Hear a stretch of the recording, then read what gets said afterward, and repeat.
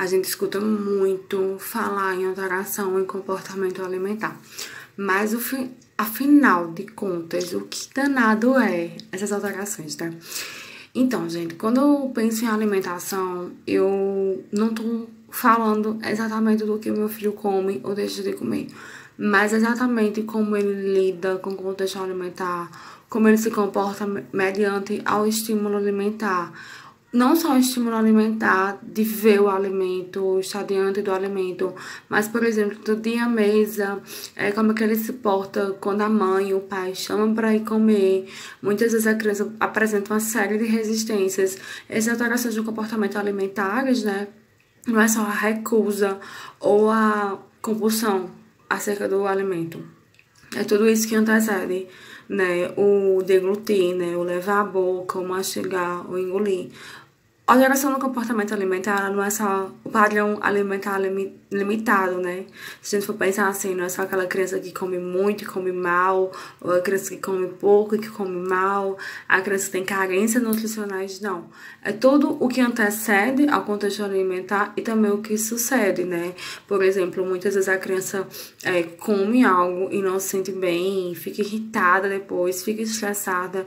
Então, isso também se configura uma alteração no comportamento alimentar, né? As emoções que eu tenho e como eu lido com essas emoções antes do contexto alimentar e pós o contexto alimentar e, sobretudo, o durante, né, esse contexto alimentar.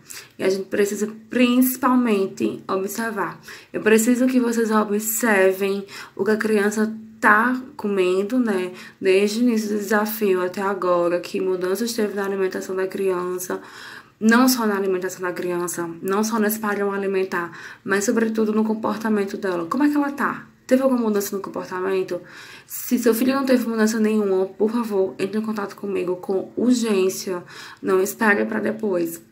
E se seu filho teve alguma mudança no comportamento, me fala o que aconteceu de bom, o que a gente pode melhorar, que orientação eu posso dar para a gente avançar mais. Os directs estão totalmente abertos. Eu vou responder todos vocês, dúvidas, dar orientações acerca disso, porque a gente quer evoluir, a gente quer mudar. Esse ano de 2019 é um ano que eu quero trazer mudanças não só para a minha vida, mas principalmente a vida de vocês, a vida do filho de vocês. E, portanto, quando a gente fala em mudar esse comportamento alimentar, a gente quer trazer um desenvolvimento amplo para a criança, né? Por exemplo, estimulações diversas que juntas vão cooperar para essa mudança no comportamento alimentar e evolução no desenvolvimento infantil. Então, todos os estímulos até dado, né, até hoje, durante o desafio, é visando trabalhar a memória, habilidades cognitivas, percepções, enfim, tudo que é muito importante para a compreensão do contexto alimentar e poder, aí sim, alterar o comportamento alimentar da criança. A partir do momento que eu consigo instaurar novos hábitos alimentares, significa dizer que nós tivemos mudanças no comportamento alimentar. Por exemplo, a partir do momento que eu consigo com que a criança toque um alimento, sinta o cheiro do alimento, interage com esse alimento, ainda que em contexto lúdico, ainda que a criança não tenha realmente concluído uma prova alimentar de modo completo, mas ela percebeu o alimento, ou então a criança trabalhou técnicas de comer consciente, que eu já ensinei isso em vídeos anteriores, dá uma olhadinha durante o desafio. E também, com isso, a gente está alterando o comportamento alimentar, porque a gente também está ajudando a criança a desenvolver uma nova consciência alimentar. Eu quero que vocês entendam que ampliar, mudar o comportamento alimentar não é só o filho de vocês comerem. Não, é uma série de fatores. E a atividade de hoje com a criança é continuar as estimulações que eu já orientei, porque sim, gente, as estimulações são contínuas e acumulativas. Eu fiz hoje não significa dizer que eu não preciso fazer nunca mais. Você precisa dar continuidade, senão você não vai ter o resultado.